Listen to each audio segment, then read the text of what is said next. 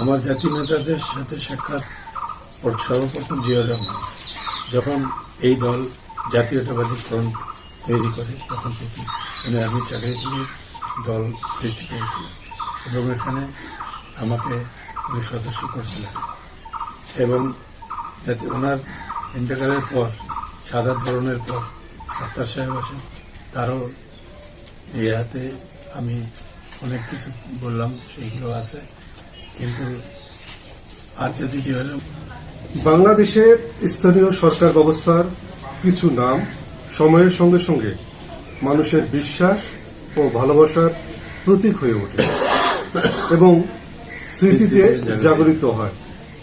দীর্ঘ রাজনৈতিক পথ চলা, একাধিকবার জনগণের প্রত্যক্ষ ভোটে নির্বাচিত হওয়া এবং উন্নয়নমূলক কাজের ধারাবাহিকতা সব মিলিয়ে তিনি এক প্রতিষ্ঠিত জনপ্রতিনিধি এবং প্রগাঢ় ব্যক্তিত্ব। রাজনীতিতে তার যাত্রা শুরু হয় স্থানীয় পর্যায় থেকে। তিনি 5 বার পৌর চেয়ারম্যান পদে নির্বাচন করে জনগণের সরাসরি ভোটে নির্বাচিত হয়েছে, যা তার জনপ্রিয়তার প্রমাণ। 1999 সালের সংসদ নির্বাচনে জাতীয় পার্টির মনোনয়ন নিয়ে প্রায় 43,000 ভোট পেয়ে তিনি দ্বিতীয় স্থান অর্জন করেন। তিনি বিভিন্ন শিক্ষা প্রতিষ্ঠান, মসজিদ, মাদ্রাসা, কবরস্থান ও বিভিন্ন শিক্ষা প্রতিষ্ঠানে জমিদাতা ও সামাজিক সংগঠনের সাথে সক্রিয়ভাবে যুক্ত। সভাপতির দায়িত্ব পালন করেছেন একাধিক প্রতিষ্ঠানে। তার নেতৃত্বে পৌরসভায় ব্যাপক উন্নয়ন কাজ সম্পন্ন হয়েছে। এর মধ্যে উল্লেখযোগ্য পার্বতীপুর পৌরসভায় নতুন সড়ক নির্মাণ ও সংস্কার, আধুনিক ড্রেনেজ ব্যবস্থা নির্মাণ, বাজার উন্নয়ন, পার্বতীপুর পুরাতন বাজার ও নতুন বাজার দুইটা পার্ট উন্নয়ন ও নতুন মার্কেট নির্মাণ এবং গুদরি বাজার স্থাপন, পৌর এলাকায় পানি সরবরাহ ও স্বাস্থ্যসেবা উন্নয়ন, নারী ও শিশুদের জন্য বিশেষ সুবিধা বৃদ্ধি। তার জীবন থেকে নতুন প্রজন্ম নেতৃত্ব, সততা এবং জনসেবার শিক্ষা নিতে পারে।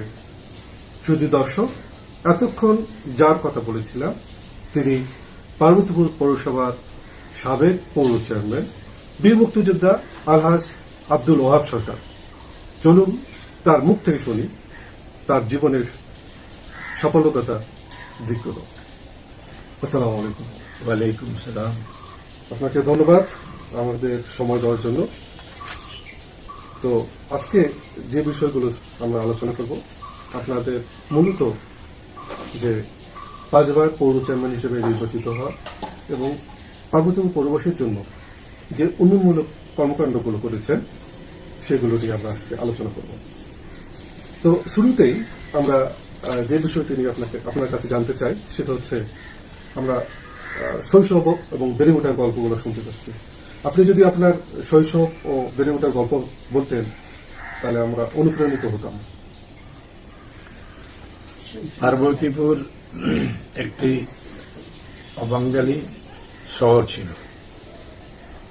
আমরা জন্মের পর থেকে দেখেছি যে এখানে বিহারীদের সংখ্যাই অনেক বেশি এবং তারাও আবার বসবাস করত এ বাজারের এবং আরেকটি বাজার নতুন বাজারের শেষ প্রান্তে। তবে আমাদের পুরাতন বাজারে আমার জন্ম। এইখানে আমরা ছিলাম ডাক্তার মনসুর আলী সরকার, শামু মারোয়াড়ি, এরাজউদ্দিন সরকার, প্রিন্সিপাল শামসুদ্দিন সাহেব এবং আরো কিছু বাঙালি। তাছাড়া বাঙালির অস্তিত্ব শহরের মধ্যে ছিল না। তারপর দেশের স্বাধীনতা যুদ্ধ আসলো। আমি লেখাপড়া করতে করতেই ছোটবেলা থেকে শৈশব থেকে আমার স্কুলে কেটেছে। ওই সব সময় বিহারি বাঙালিদের মধ্যে আমাদের দ্বন্দ্ব লাগতো।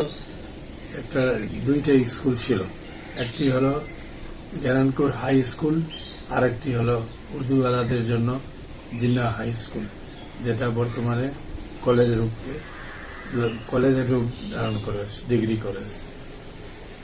তো এখান থেকে প্রথম ব্যাচ আমি 1964 সালে পাশ করে জয়পুর কায়দে আজম কলেজে পড়ি। তারপর জয়পুরে আসি। কায়দে আজম কলেজ হলো ঢাকায়। জয়পুরে এসে আবার আমি ওখানে নিজস্ব কিছু ব্যবসা ছিল এবং আমি ওখানে ব্যবসাও করতাম এবং লেখাপড়া করতাম। আমি একটা চঞ্চল প্রকৃতির মানুষ ছিলাম এবং ডেয়ারিং ছেলে ছিলাম। কোনো কিছু হলেই আমি ঝাঁপিয়ে পড়তাম। যেমন এই 70 সালের যুদ্ধে এখানে অনেকেই মনে করেন বিদেশে গেছে, তার মধ্যে আমি ঢাকা বিশ্ববিদ্যালয়ে ভর্তি হই এবং ডিগ্রি জয়পুরহাট থেকে পাশ করে আমি ঢাকা বিশ্ববিদ্যালয়ে জেনারেল ইতিহাসের সাবজেক্ট নিয়ে ভর্তি হই এবং গিয়াসউদ্দিন স্যার হলো বর্তমান ওনার নামে একটু হল খোলা হয়েছে। ওই হলে উনি তখন জেনারেল হিস্ট্রি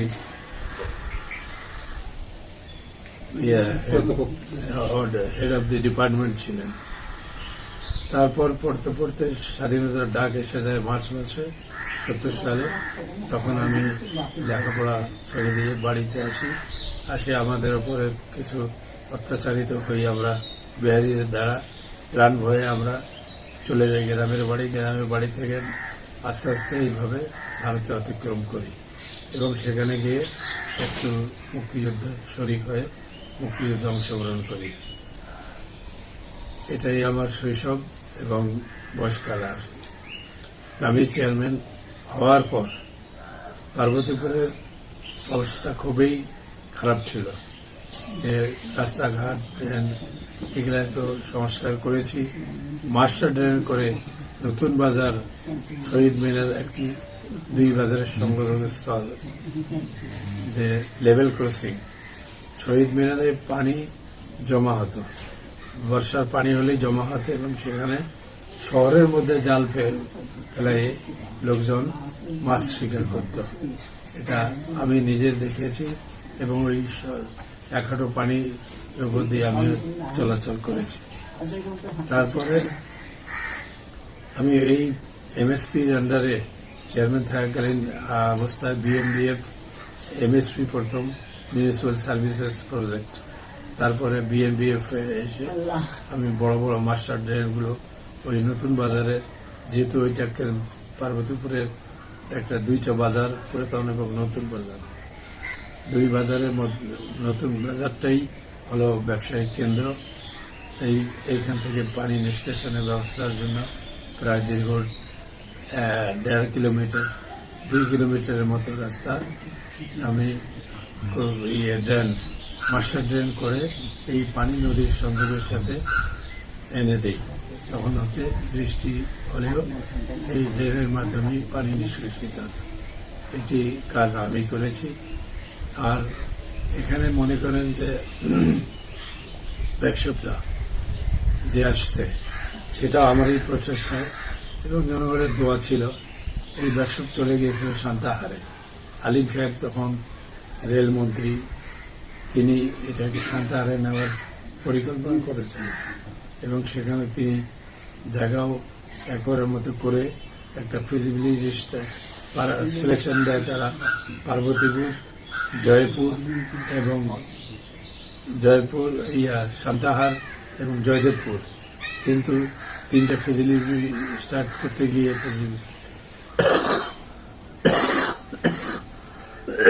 পার্বতীপুরকে তারা চয়েস করেন, যেহেতু এটা 4 লাইনের জংশন এবং এখানে অনেক রেলওয়ের পতিত জমি ছিল। সান্তাহারে করতে গিয়ে তিনি দেখলেন যে এখানে সান্তাহারে উনি করেই ফেলবেন। তারপর এরশাদের আমল চলে আসে, সেখানে নজিবুর রহমানের আমলেই বোধহয় মাহবুব আলী খান, বর্তমানে তারেক জিয়ার শ্বশুর, উনি ডাক্তার জুবেদার বাবা, উনি তখন রেলের দায়িত্ব নিয়োজিত ব্যক্তি ছিলেন। উনি এসে ওনার সাথে দেখা করে আমি এই সমস্ত ঘটনা ট্রেনের মধ্যেই করি এবং আমার কিছু কাগজপত্র ছিল যেটা তিনি তার পিএকে দিয়ে নিয়ে বলছে যে আমাকে কালকে মন্ত্রণালয়ে আমাকে এটা দেখাবে। তো তার এই প্রচেষ্টায় তিনি দেখলেন যে এখানে 200 একর জমি লাগবে। সান্তার 200 একর জমি নিতে গেলে প্রায় তখনকার দিনে 2-3 কোটি টাকার প্রয়োজন হয়। মাটি ভরাট করতে হবে বহু কিছু। আর এখানে পার্বতীপুরে এটা ফেলার ল্যান্ড ছিল, লোকজন চাষাবাদ করত। সেই ল্যান্ডের উপরেই এই জায়গাটি তাদের পছন্দ হয়। যদিপুরে এত বড় জায়গা নাই, কাজে পার্বতীপুর এইটা জায়গা নির্ধারণ করে। এবং বশিরুল সাহেব উনি ফিজিবিলিটি স্টাডি টিমের প্রধান ছিলেন। উনি বলছেন চিন্তা করবেন না, ইনশাল্লাহ আপনার তাই হয়তো গুরুত্ব পাচ্ছে, আমি এই রিপোর্টই দেব। যাক, ধন্যবাদ আপনাকে, ওনাকে ধন্যবাদ জানিয়ে তাদের সাথে আমার সম্পর্ক শেষ হয়। এরপরে ফিজিবিলিটি টিম এসে ওই জায়গাটিকে নির্ধারণ করে। আর হলো সব থেকে যেটা যুগান্তকারী পদক্ষেপ আমার, এবং এই পদক্ষেপ যদি আমি সাকসেস না হতে পারতাম তাহলে আমাকে হয়তো আজকে মানুষ, আমাকে নয়, পার্বতীপুর এক বাজার থেকে আরেক বাজার সংযোগ যে স্থল লেভেল ক্রসিং, রেলওয়ের উপর দিয়ে গেট করে যেতে হয়, এটা প্রায় 200 ফিটের 150 ফিটের মতো লম্বা। এইটার উপরেই আমি একবার করেছিলাম, কিন্তু রেলের জিআইবিআর অনুমোদন দেয় না। এরপর জিয়াউর রহমানকে আমি নিয়ে আসি, আমি তখন বিএনপি করতাম, জিয়াউর রহমান সাহেবকে নিয়ে এসে ওনার সেলুনটা ওই জায়গাতে স্থানান্তর করালেন ওনার নির্দেশে। তারপরে উনি এসে দেখলেন, দেখে বলতেছে ইঞ্জিনিয়াররা যারা রেলের ঊর্ধ্বতন কর্মকর্তারা এরা ডিসপুট দিল যেখানে আস্তে আস্তে অনেক পাওয়ার বেড়ে যাবে, আর এটা একটা জংশন স্টেশন, এই লেভেল ক্রসিং এদিক দিয়ে দিলে অনেক সময় হয়তো অ্যাক্সিডেন্টও হতে পারে। তখন তিনি বললেন যে হবে, এটা তো আমার নাম ধরেই উনি উচ্চারণ করবেন, হ্যাঁ, আমার নাম ধরে উচ্চারণ করে বলল যে এটা তো সম্ভব হচ্ছে না, দেখি আমি তবু রেলমন্ত্রীকে সাথে আলাপ করি। তারই হয়তো সান্নিধ্যে রেলমন্ত্রী তখন উত্তরবঙ্গের সন্তান মশিউর রহমান জাদু মিয়া, ওনাকে অনেক কৌশল করে আমরা পার্বতীপুরে নিয়ে আসি, এবং পার্বতীপুর যে একটা রেলের কাছে গুরুত্বপূর্ণ একটা শহর, এটা প্রতীয়মান ছিল। তো এখন এই শহরে এসে উনি দেখলেন যেটা তেমন ওই যারা প্রতিবাদ করেছিলেন জিয়া রহমানের সময় তারাই আবার আসলেন। উনি বলছে না, আমি এটা করতে চাই, এটাতে অ্যাক্সিডেন্ট হোক সেটা পরের কথা, তাহলে এটাকে আপনারা রেলের দুই পারের সংযোগটা ওই বাজারে এই বাজারের সংযোগটা না করে দিলে 3 মাইল রাস্তা ঘুরে ওই বাজারে যেতে হতো। উত্তর দিকে 3 মাইল, দক্ষিণ দিকেও প্রায় 3.5 মাইল রাস্তা ঘুরে ওই বাজারে যেতে হতো। এইটা উনি বলতে ওই আবার ইঞ্জিনিয়ার সাহেবরা অবজেকশন দিলে তাদের কোনো অবজেকশনই তারা গ্রহণ করেনি, এবং উনি বলছে এটা আমি তোমাদের কাছে কতদিন আশা করব, আমি এটা চাই, আমি এটা করতে আসছি এই পার্বতীপুরে। তো কারণ খোলাহাটির লোহাগুলা অনেক চুরি হতো, এবং সেখানে বলে যে এটা লোহার কারখানা আর কি, সেই জায়গায় এখন ক্যান্টনমেন্ট হয়েছে খোলাহাটি লোহার ডিপুটাতে। আর আমাদের এই পার্বতীপুরেই লোহার আড়ত ছিল, ওই আড়ত লোহা চুরি করে দেশের বিভিন্ন স্থানে এটা যেত, এবং তা দিয়ে তারা অনেক কাজকর্ম করত। তো এটাই যে মশির আমার চেষ্টা যে আমি এটা করবই। তখন তারা বলল, স্যার 3 মাস আমাদের সময় দিতে হবে। 3 মাস না, আমি 1 মাস সময় দিলাম, এই 1 মাসের মধ্যে এটা করবেন সব কাজ পেলেই, কিন্তু আমি 2 মাস পর এসে এটা দেখব। মানে উনি আবার পরবর্তীতে আমার কাছ থেকে একটা প্রতিশ্রুতি নিলেন যে যদি এটা বেশি অ্যাক্সিডেন্ট হয় তাহলে বন্ধ হবে। তো আমি প্রতিশ্রুতি দিলাম, কিন্তু আজ পর্যন্ত কোনো লেভেল ক্রসিং এর উপর কোনো এক্সপেরিমেন্ট হয়নি। যেদিকে গেট লাগানো আছে তার এই যদি এটা না হতো তাহলে পূর্ব দিকের মানুষ, পুরাতন বাজারের মানুষ বা পশ্চিম অঞ্চলের মানুষ, গ্রাম অঞ্চলের তারা ওই বাজারে যেতে অনেক সময় লাগতো। আবার নতুন বাজারের লোকও পুরাতন বাজারে আসতে অনেক সময় লাগতো। এই 3 মাইলের 3.5 মাইলের দুই দিক দিয়ে ব্যবধান। কাজেই উত্তরে একটা গেট আছে, তারপরে পশ্চিমে একটা এই দক্ষিণে একটা গেট আছে। আর আমি যেটা চাইছিলাম একটা মিডিল স্কুল, পার্বতীপুর জ্ঞানপুর স্কুলের রাস্তার সামনে। এইটা একটা আমার স্মরণীয় ঘটনা, যেটা আমি করতে পেরেছি বলে আমি নিজেকে গর্ব ফিল করছি, আমার জন্য শুক্রিয়া আদায় করি। এইটাই আর কি। ওকে। তো আপনার শৈশব এবং সেই সাথে অনেক সাফল্যের কথা শুনলাম। তো আপনি রাজনীতিতে আসার পিছনে মূল প্রেরণা কি ছিল? মানে রাজনীতিতে আমি ছোটবেলা থেকেই একটু দ্বন্দ্ব প্রকৃতির ছেলে ছিলাম, সাহসী এবং দ্বন্দ্ব ছিলাম। সবসময় যেখানে মারামারি হতো আমি যেতাম। বাঙালির ঘরে জায়গা এটা বেশি ছিল, তারাই কাজেই আমি কোনোটাতে হলে আমরা যেতাম। এবং এই ধরনের কিছু ছেলে আরো ছিল, রায়হান, তারপরে শামসুল হক, রেডিয়াল, নুরুজ্জামান সাহেব। এই নুরুজ্জামান উনিও এইসব ইয়েতে থাকতো আমাদের সাথে, এবং তখন থেকেই আমি নেতৃত্বপূর্ণ একটা ভাব আমার মধ্যে জন্মায় যে আমি গেলে তো কাজ ভালো হয়। তখন থেকে মনে একটা আশা ছিল যে আমি রাজনীতি করব ঠিকই, কিন্তু পরে পলিটিক্সে জড়াবো, কোনো চাকরি করবো না। আমার কাছে পুলিশ, আর্মি এবং নেভি মানে কি বলে নৌবাহিনীতে ডাক এসেছিল।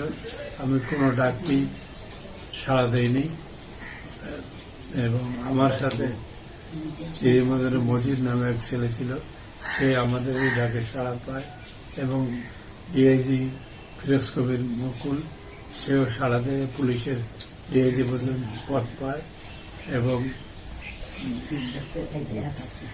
যে মজিদ, সে অ্যাপ্রাইজার পদ পর্যন্ত আমি জানতাম। তারপর এখন বেঁচে আছে কিনা তাদের আমার জানা নেই, তবে ওই স্বাধীনতা পার্বতীপুরে ভয়ানক ক্ষতি হয়েছে। এখানে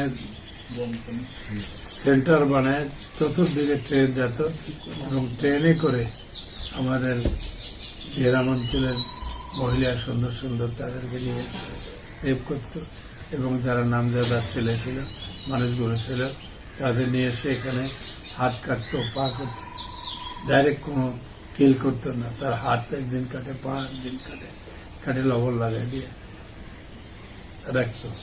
রাখার পর আপনি মরে যেত। তখন তারা এই বদ্ধভূমি আমার কেজি স্কুলের সাথে লাগানো, ওইখানে দাফন করতো, আরো বিভিন্ন জায়গায় দাফন করছিল। আমরা করে এইটাকে পেয়েছি যে অনেকগুলো হাড়, কাজে এইটাকে আমরা বদ্ধভূমি হিসাবে স্বীকৃতি দেই, এবং এই বদ্ধভূমি নামে ওখানে এই পরিচিতি।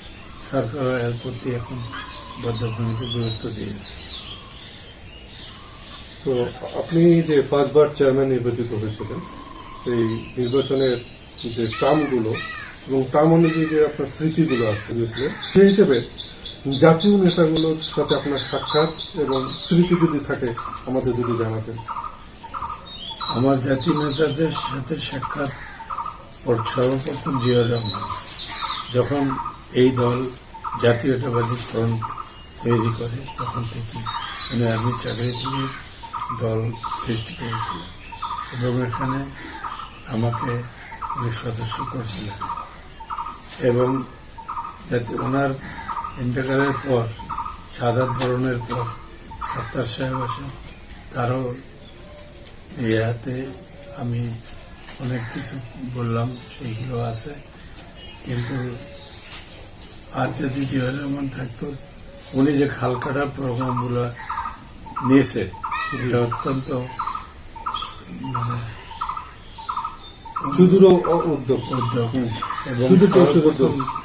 সর্বপ্রথম উনি যে খাল কাটা যান সেটা মানিকগঞ্জের ক্যাপ্টেন হালিমের এলাকা। উনি তখন সেক্রেটারি জাতীয়তাবাদী ফ্রন্টের ক্যাপ্টেন হালিম সেই সময় বেঁচে ছিলেন। ওনার এলাকায় গিয়ে উনি নিজেই টুপি পরে কোদাল হাতে নিয়ে বসে রেস্ট নিচ্ছেন, এই ধরনের একটা ছবিও তুলছেন, যেটা এখনো দেখা যায়। তো এই খালকাটা প্রোগ্রামগুলো থাকলে ভালো হয়। অনেক সময় আগুন লাগলে পানি পাওয়া যায় না, তারপরে পুকুরও বাড়বে, পুকুর বাড়লে সেখানে মাছের উৎপাদনও হবে এবং খালের পানিটা দিয়েও অনেক কিছু চাষাবাদ করা যাবে। এটা মহৎ প্রকল্প। এই প্রকল্পকে আমি স্বাগত জানাই। আর তরুণ আমাদের প্রধানমন্ত্রী, তিনিও মনে করেন এই দিকগুলোই আমার দৃষ্টিতে মনে হয় তিনি লক্ষ্য করতেছেন। ওনার মা আমার বাসাতে এসেছিলেন, খালেদা জিয়া 1988 সালে আমার বাসায় সেলিনা সহ এসেছিলেন এবং আমার এখানে রাত 11টা পর্যন্ত ছিলেন। উনি কারো বাড়িতে যান না, কিন্তু আমার বাড়িতে এসেছিলেন। বিজান চৌধুরীও এসেছিলেন। মিজানুর রহমান চৌধুরী মানে জাতীয় পার্টির মিজানুর রহমান চৌধুরী, জি, উনিও আসছিলেন। উনি আমাকে আমাদের সেই সময় প্রধানমন্ত্রী ছিলেন জাতীয় পার্টির। আইনমন্ত্রী তখন ছিল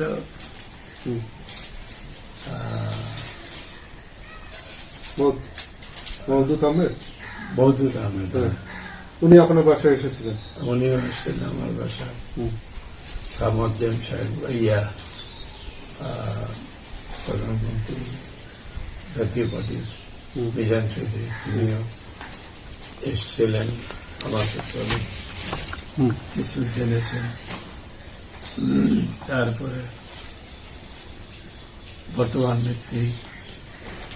নেত্রীর ছেলে, উনিও পার্বতীপুর একবার এসেছিলেন। গাড়িতে এসেছিলেন, গাড়িতেই আবার চলে গেছেন। তখন উনি রাজনীতিতে এত বড় ইয়ে হন নাই। এখন রাজনীতিতে উনি বাধ্যতামূলক পদক্ষেপ যদি গ্রহণ করে তাহলে আরো দেশটা অগ্রগতি করবে। প্রেসিডেন্টের সাথে আপনার সাক্ষাৎ? প্রেসিডেন্টের সাথে আমি এক মিটিংয়ে তার সাথে বসে মিটিং করেছিলাম, এই আর কি। উনি পার্বতীপুরে এসেছিলেন। পার্বতীপুর এসেছিলেন যে জাতীয় সরকার পার্বতীপুর ডিগ্রি কলেজে সরকারিকরণ করেছিলেন জিন্দামাঠের মাঠে, এবং একটা করেছিল ফুলবাড়িতে। ফুলবাড়িটা বাস্তবের রূপ পাইছে, পার্বতীপুরটা বাস্তবের রূপ পায়নি, যেহেতু মানে আমি তাদের ল্যাক অফ কমিউনিকেশন ছিল। সেই সময় আপনাকে শুনেছিলাম যে আপনি এমনভাবে বক্তব্য দিয়েছিলেন যে প্রেসিডেন্ট এরশাদ তখন পার্বতীপুর সরকারি কলেজটাকে সরকারি করা বাধ্য হয়, যে আপনি এমনভাবে বলেছিলেন যে এটা সরকারি করে দিতে হবে, যে আপনার ভূমিকা। ফুলবাড়িতে করেছেন আগে, সেই সব পার্বতীপুর ওভার পপুলেটেড থানা, এখানে একটা জাতীয় বিদ্যালয় হওয়া উচিত। সেই জন্য আমরা বলেছিলাম যে কলেজটাকে জাতীয় শিক্ষা হিসেবে ঘোষণা দেওয়ার জন্য গভর্নমেন্ট কলেজ। আপনি যে উন্নয়নমূলক কর্মকাণ্ডের কথা বললেন, হ্যাঁ আমরা শুনলাম আপনার উন্নয়নমূলক কর্মকাণ্ড। আবার এখানে হ্যাচারিও এসছে আমারই প্রচেষ্টা। জি জি, এখানে এটা ওডিএর দ্বারা প্রকল্পটাই শেষ হয় এবং মাছের ডিম উৎপাদনের একটা কেন্দ্রীয় মৎস্য সম্প্রসারণ প্রকল্প, সেটা আপনার মাধ্যমে আপনার সময়ে আমার চেষ্টাতেই এটা অন্য কোথাও যেতে চাইছিল, কিন্তু ওই যে ব্যক্তিটির দায়িত্ব ছিল তিনিও পার্বতী খোলাহাটে বাড়ি হিসাবে জামাই, উনি এটাকে প্রাধান্য দিয়ে দেখলো যে জায়গা কিনতে কোনো টাকা লাগে না, এখানে বড় ধরনের রেলের বিস্তার জায়গা, সেই জায়গাতেই তারা এটা করে ফেলছে হ্যান্সেল, এটাতে আমরা অনেকে লাভবান হয়েছি। সেখান থেকে পোনা সংগ্রহ করে পঞ্চগড়, ঠাকুরগাঁ, দিনাজপুর, এদিকে বেলাইচন্ডী, সৈয়দপুর, তারপরে মনে করেন জয়পুর এদিকেও যাইত, এই পোনাগুলো চলে যেত। এটা এখন কয়েকটি পুকুরে সন্নিবেশিত, ওখানে 15-16টি পুকুর আছে যেখানে এই রেণু পোনা হতো। আপনি 2003 সালে পৌর চেয়ারম্যান, শ্রেষ্ঠ দিনাজপুর জেলার শ্রেষ্ঠ পৌর চেয়ারম্যান নির্বাচিত হয়েছেন। ওটা হয়েছিলাম আমি ইয়ার মধ্যে, ওই মাও শিশুর মধ্যে একটা স্কিম আমার ছিল, কনসার্ন একজনের একটা এনজিও বাংলাদেশ, তার মাধ্যমে মা ও শিশুর পরিকল্পনা আমি আমার পৌরসভাতে কিভাবে মায়ের যত্ন, গর্ভধারণী মা কিভাবে যত্ন নিতে হয়, কি খাওয়াইতে হয়, কিভাবে তাদেরকে সেবা করতে হয়, এইসব শিক্ষা দেওয়া বলেই আমি পার্বতীপুর পৌরসভা, আমি প্রথম দিনাজপুর জেলার 73 সালে আমি সনাতন ধর্ম শ্রেষ্ঠ চেয়ারম্যান হিসেবে আমাকে ভূষিত করা হয়। জি, আমরা জেনেছি যে আপনার শাসনামলে পার্বতীপুর পৌরসভা দ্বিতীয় শ্রেণীতে উত্তীর্ণ করা হয়, মানে তৃতীয় শ্রেণীর আয় আমি করে গেছি, কিন্তু অনুমোদন এই দ্বিতীয় শ্রেণীটা থেকে তৃতীয় শ্রেণী উন্নতকরণ হয়েছে। জি, আয় আমার বৃদ্ধি পেল আস্তে আস্তে, তখন এটা টাকা, মানে আপনার ভূমিকাটাকে বলতেন যদি, মানে দ্বিতীয় শ্রেণীতে উন্নত করার ক্ষেত্রে আপনার ভূমিকা। দ্বিতীয় শ্রেণীতে উন্নতি হওয়ার তখন একটা প্রোগ্রাম ছিল যে 60 লাখ টাকা যদি যে পৌরসভা দেখাবে সেটা ফার্স্ট ক্লাস, আর 30 না 40 লাখ যেটা দেখাবে সেটা সেকেন্ড ক্লাস, আর বাকি নর্মাল গুলো কত দেখাবে। কিন্তু আমার ইনকাম আস্তে আস্তে আমি 40 লাখের ওপর নিয়ে গেছি, 60 লাখেরই কাছাকাছি। কিন্তু আমি প্রস্তাব দিয়ে রেখেছিলাম, সেই প্রস্তাবটা পরবর্তীতে একজন সাকসেস করে, সেই প্রস্তাবের বলেই এটা সাকসেসফুল হয়, ফার্স্ট ক্লাস করে। আচ্ছা, পার্বতীপুর পৌরসভাকে বিশ্ব ব্যাংকের অন্তর্ভুক্ত করে এমএসপি প্রকল্পের আওতায় অন্তর্ভুক্ত করেছেন আপনি। এনএসপি হলো মিউনিসিপাল সার্ভিস প্রজেক্ট, জি, আর বিএনবিএফ হলো Bangladesh municipal board of directors. জি, আমি দুইটাতেই সদস্য ছিলাম, যদি থার্ড ক্লাস পৌরসভা ছিল বা সেকেন্ড ক্লাস ছিল। তাদের প্রচেষ্টা সেকেন্ড ক্লাসও হয়েছে এবং তারাই আমাকে ফার্স্ট ক্লাস করে দেওয়ার ইঙ্গিত দিয়েছিল। এবং তাদের আমি একটু ইংরেজিতে কথা বলতে পারি, এই কারণেই যারা ফিজিবিলিটি স্টাডি করতে আসতো বা বিদেশিরা, তারা আমার সাথে মনে একটা মিল হয়ে গেছিল। কোনো কিছু হলে তারা আমাকে ফোন করত, আমিও তাদের কাছে যেটা তারা দিবে না সেটাও চেয়ে বসতাম, এবং তারা আমার এটা ফুলফিল করে। এই যে ভাষার কথা বলেন আপনি, যে ইংরেজি ভাষা পারদর্শিতার কারণে আপনি পার্বতীপুরবাসীর হয়ে ওদের মানে বোঝাতে সচেষ্ট হতেন। আমি ইংরেজি, বাংলা, উর্দু, হিন্দি 4 ভাষাতে কথা বলতে পারি। তো আপনি কোন কোন দেশ ভ্রমণ করেছিলেন? আছে লেখা। জি জি, আমি যেগুলো দেশ গেছি সব লেখা। জি জি, আপনি বলেছেন আমাদের যে ফিলিপাইন, ইন্দোনেশিয়া, এটা মাস শিশুর উপর গেছিলাম। জি, ফিলিপাইনটা মাস শিশুর উপর, আর এগুলা গেছিলাম আমাদের মন্ত্রণালয় থেকে। জি, এবং আপনি নেপাল এবং ভারতের কিছু গোয়ায় শিক্ষা সফরে ভ্রমণ করেন আর কি, এবং অনেক সেমিনারে বক্তব্য করেন। জি, তো আমরা শুনতেছিলাম যে আপনি পুরাতন এবং নতুন বাজারকে কর্দামুক্ত করে যে বড় বড় শেড নির্মাণ করে একটা বাজার, আধুনিক বাজার রূপান্তর করেছিলেন। আমি একটি পুরাতন বাজার বিশেষ করে, এটা সপ্তাহে 2টা হাট হতো, এখন 3 হাট হয়। তো এইখানে এখানে দিনাজপুর ধানের দেশ, এখানে ধান খুব উৎপন্ন হয়। তো গ্রামের মানুষেরা দেখলাম যে ধান নিয়ে আসে ঠিক, কিন্তু ধান বেচার জায়গা পায় না। কাদামুক্ত জায়গাতে তারা গাড়িতেই রেখে ধান বিক্রি করে। এতে বেশিও চলে যায়, বেশিরভাগই বেশি চলে যায় কৃষকদের। এই দিন চিন্তা ভাবনা করে এক হাঁটুর মতো কাদা, শহরগুলো এরকম কর্দামাক্ত ছিল। পৌরসভা বর্তমানে যেটা আগে ছিল আমার টাইমে, তার ওখানেও একটা বিরাট গর্ত ছিল এবং বোল্ডার দিয়ে দিয়ে ভরে আমি পরে সেটাকে ঠিক করেছি। তা এই কর্দামাক্ত ইয়েতে আমি নিয়ে আসলাম এমএসপি কে।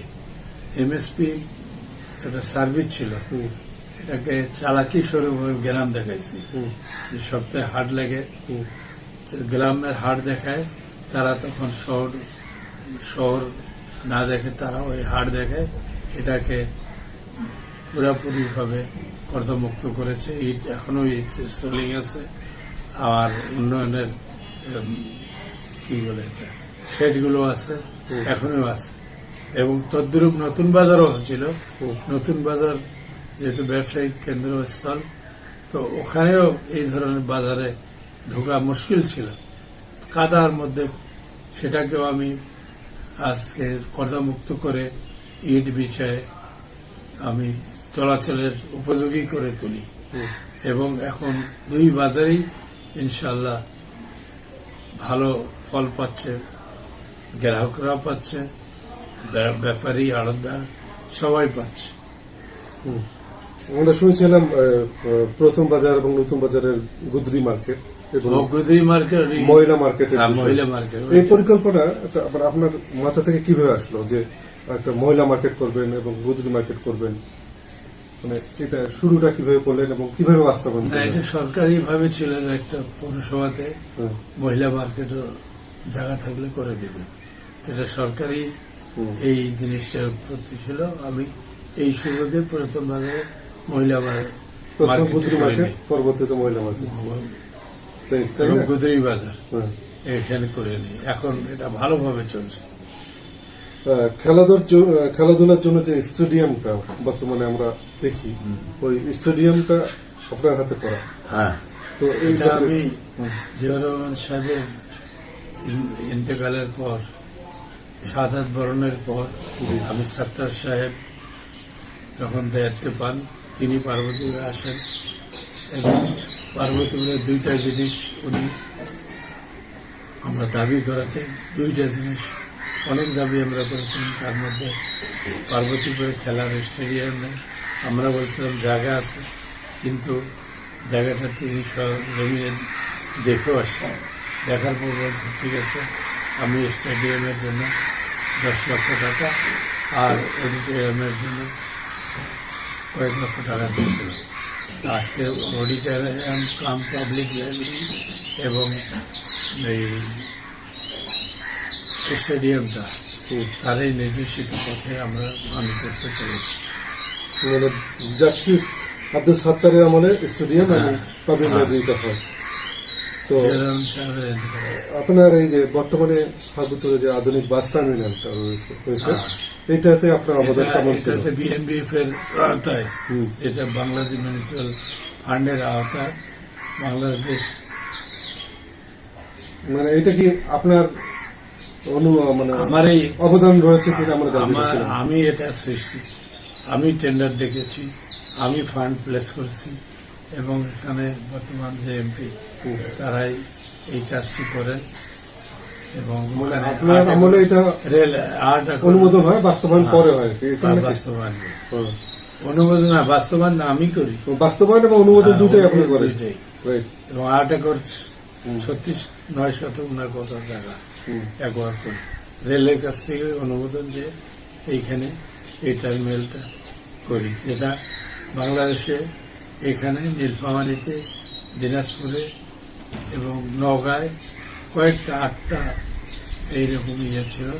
এবং সেই সময় গাড়ি আমাদের ছিল না, গাড়িও পাই, কিছু যান্ত্রিক জিনিস, ট্রাক আবর্জনা নিষ্কাশনের জন্য এগুলো পাই, ভাইব্রোম্যাক্স রোলার এটা 2টা পাই, কিন্তু বর্তমান জানি না এটা কি অবস্থা আছে। আপনি উন্নয়ন ছাড়াও শিক্ষা বিস্তারের ক্ষেত্রে পার্বতীপুরে গুরুত্বপূর্ণ অবদান রেখেছেন, বিভিন্ন শিক্ষা প্রতিষ্ঠানে জমিও দান করেছেন এবং আপনার নামে একটি স্কুলও প্রতিষ্ঠিত হয়েছে। এই ব্যাপারগুলো যদি আমাদের দর্শকদের জন্য বলতেন তাহলে খুব ভালো হতো। পার্বতীপুরের মানুষ জানে যে উন্নয়নের চাবিকাঠি বলতে ভাব চেয়ারম্যান। এই কারণেই তারা 5 বার আমাকে নির্বাচিত করেছে। কোনো দলীয় হিসাবে নয়, মানুষের ভালোবাসার কেন্দ্রিকেই আমি নির্বাচিত হয়েছি। নির্বাচনে আপনার অবদান। আমি ওই জায়গাটিতে একটা বস্তি ছিল যেখানে আমি স্কুলটা করেছি, পাবলিক হাই স্কুল এবং আমার নামই আব্দুল ওহাব পাবলিক স্কুল। এই জায়গাটা এক নামেই আমি এটা রেলের সঙ্গে আলোচনা করে ইনকোয়ারি করে তারা আমাকে এই জায়গাটা হ্যান্ড ওভার করেন।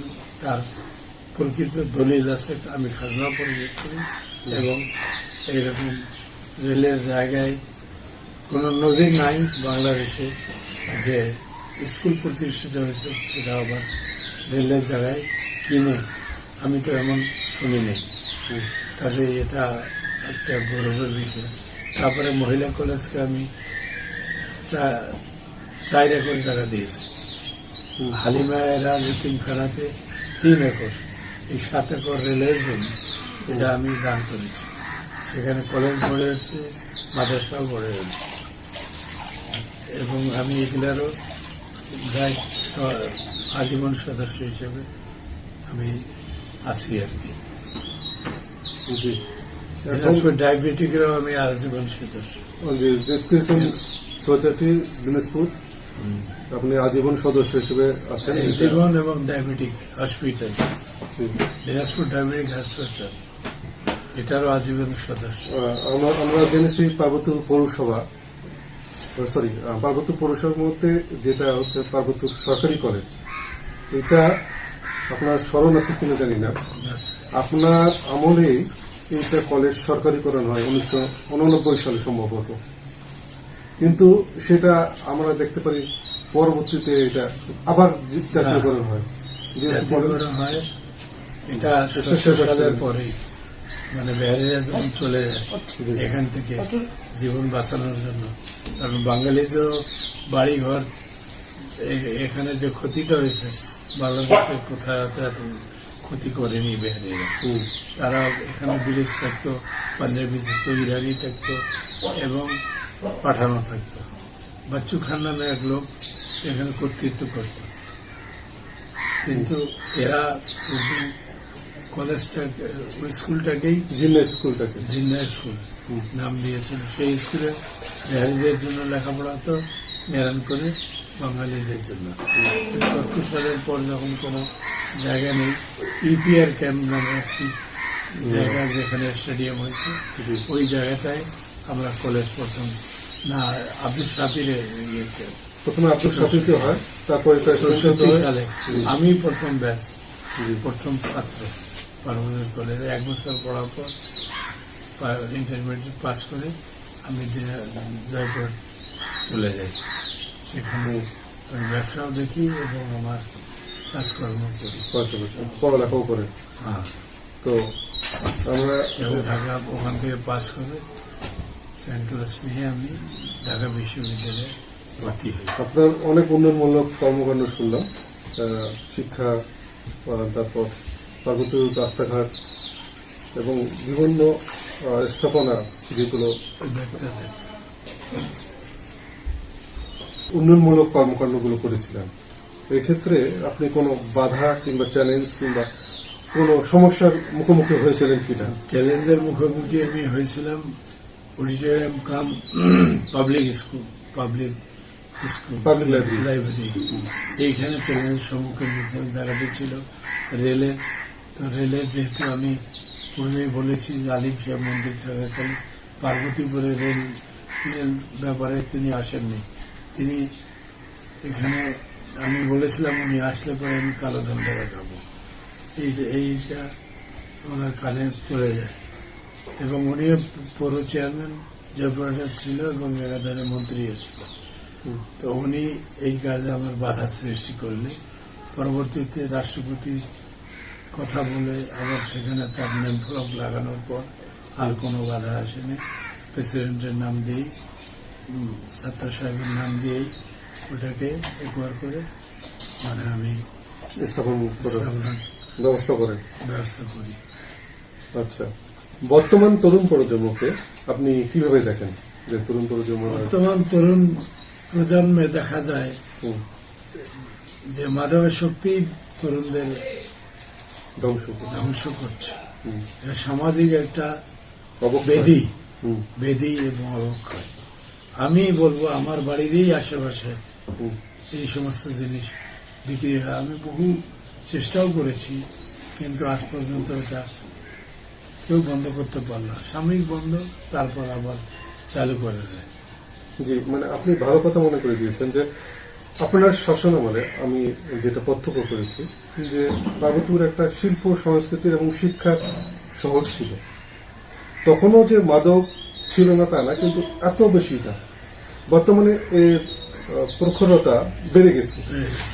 এটা কিভাবে দমন করা যায় এবং আপনি কেন বেড়ে যাওয়ার কারণ কি বলে মনে করেন? বেড়ে যাওয়ার কারণ হলো এক ছেলে খাচ্ছে, ও আরেক বন্ধুকে বলতেছে এ মজা লাগে রে, মজা লাগে।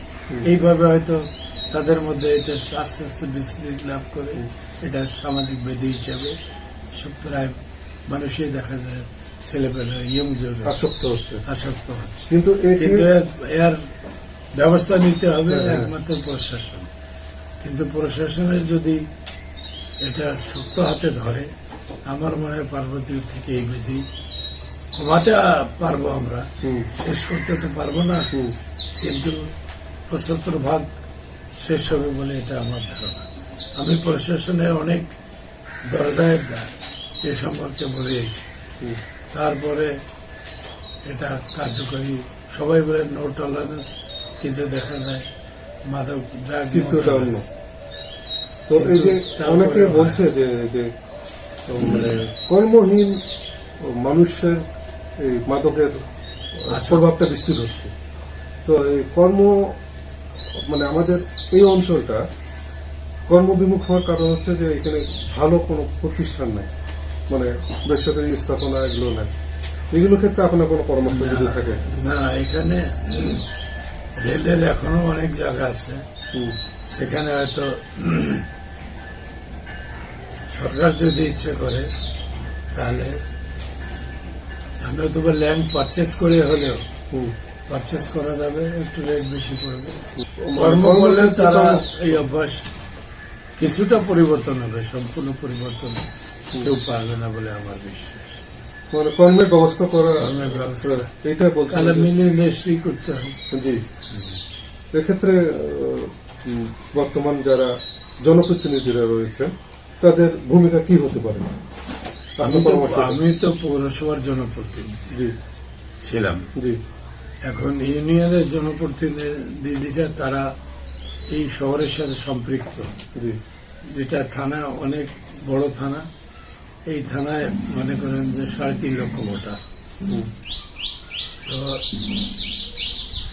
এই থানাতে কর্মক্ষেত্র অনেক করা যায়। যেমন এখানে তাপবিদ্যুৎ আছে, জি, কয়লা আছে, কয়লা খনি আছে, তাপবিদ্যুতের খনি আছে এবং পাথরের খনি আছে, বুঝছো? হুম, এই পাথরের খনি আছে এবং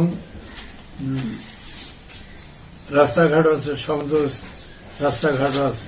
হুম, কাজেই ওই সমস্ত সংযোগ সব দক্ষিণ দিকে ফুলবাড়ির পাশে। হুম, কাজেই ফুলবাড়িকেই বেশি প্রাধান্য দেয় তারা। কিন্তু আমাদের পার্বতীপুরে বড় বড় বাড়ি।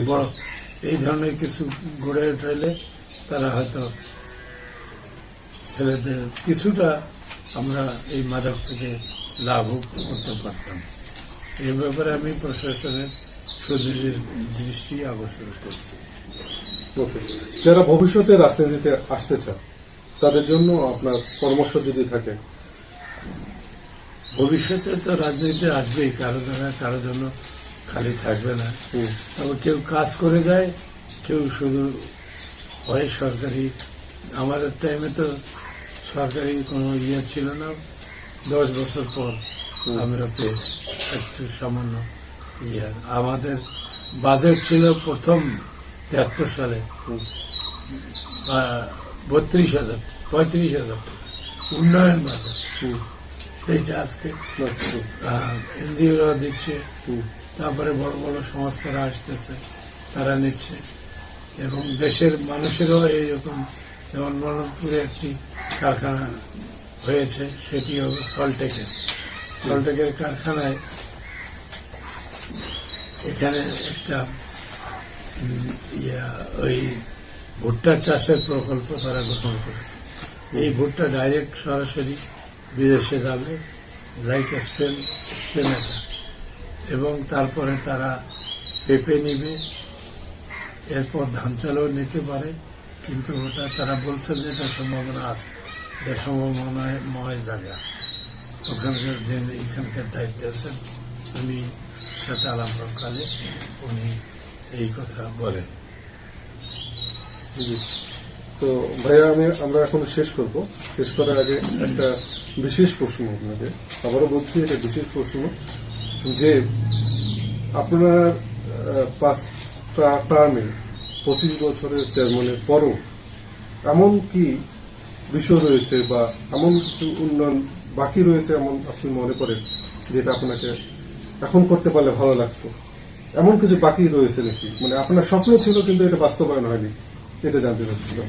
একটা ইয়ে ছিল ওই যে লেভেল ক্রসিংটা, কিন্তু ওটা কোয়ার্টার ভাঙতে হবে, স্কুলের দিকে ঢুক, তাহলে মানে ফ্লাইওভার করার কথা বলছিলেন, এইটা আপনার স্বপ্ন ছিল যে আপনি লেভেল ক্রসিংটা ফ্লাইওভার, কিন্তু জায়গায় সংকুলন হওয়াতে এটা তখনও আমি চেষ্টা নিয়েছিলাম, কিন্তু জায়গা দূরত্বটা সংকুলন হওয়াতে এটা সম্ভব হয়নি। তো আপনাকে অনেক ধন্যবাদ, আপনি আপনার ব্যস্ততম সময় থেকে আমাদের সময় দিয়েছেন। এখন অনেক যদি জনস্রোতের দর্শকদের জন্য কিছু বলেন, যে আমরা এখানকার মানুষ স্বাধীন চেতা মানুষ, এই মানুষগুলো কর্মের হাত দেওয়া যায়, ব্যবস্থা করা যায়, তাহলে এই শহর থেকে মাদক অনেকটাই দূর হয়ে যাবে। বললাম যে 75% মাদক হয়তো দূর হয়ে যাবে, বাকিটা থাকবে। এখানে যেমন ওই যে বিলাইচন্ডিতে একটা চাইনিজ পুতুল খেলা ঘর কোম্পানি বস, ওখানে উত্তর দিকে লোকেরাই বেশি চান্স পাচ্ছে, পশ্চিম দিকে সল্টেকের এই যে ভুট্টা প্রকল্প, এটা ডাইরেক্ট স্পেন যাবে, এটা এখানে হচ্ছে। আর এই মিডিলে শহরের আশপাশে কোনো কারখানা নেই, যা আছে রেলের ওয়ার্কশপ এবং এই রেলের জমি জমা তো নয়, রেল ওয়ার্কশপ এবং রেলের কারখানা, যেখান থেকে ইঞ্জিন পরিবর্তন করে অন্যদিকে ইঞ্জিন নিয়ে যায় ট্রেন নিয়ে, এটার কারখানাও ওখানে রয়েছে। এইটাকে আরো মডিফাই করলে, আমরা প্রথম শুনেছিলাম ওয়ার্কশপটাই ইঞ্জিন তৈরি কারখানা হবে, কিন্তু কালচক্করে এটা কেন হলো না, এটা একটু তুলিয়ে দিতে দেখে ঊর্ধ্বতন কর্তৃপক্ষরা বা মন্ত্রণালয়, তাহলে আমার মনে হয় এখানে অনেক কর্মসংস্থান হবে। যেমন এখন প্রায় 500-600 শ্রমিক অনেক কাজ করতেছে। তো আজকে এই পর্যন্তই, আমরা ধন্যবাদ জি আপনাকে, ধন্যবাদ। শুধু দর্শক, আপনারা শুনছিলেন বীর মুক্তিযোদ্ধা আব্দুল ওহাব সরকারের সাফল্যগাথা কাহিনী। আমরা নতুন আরেকটি ভিডিওতে আমন্ত্রণ জানাবো নতুন একজন জনপ্রতিনিধিকে নিয়ে। আপনাদের যদি কোনো প্রশ্ন থাকে তাহলে আপনি আমাদের লাইক, কমেন্ট, শেয়ার করবেন। যদি কোনো প্রশ্ন থাকে আপনারা কমেন্ট বক্সে লিখতে পারেন। আমরা আবার ফিরে আসবো জনপ্রতিনিধি বীর মুক্তিযোদ্ধা আব্দুল ওহাব সরকারের কাছে আপনাদের সেই প্রশ্নগুলো। সেই পর্যন্ত ভালো থাকুন, সুস্থ থাকুন।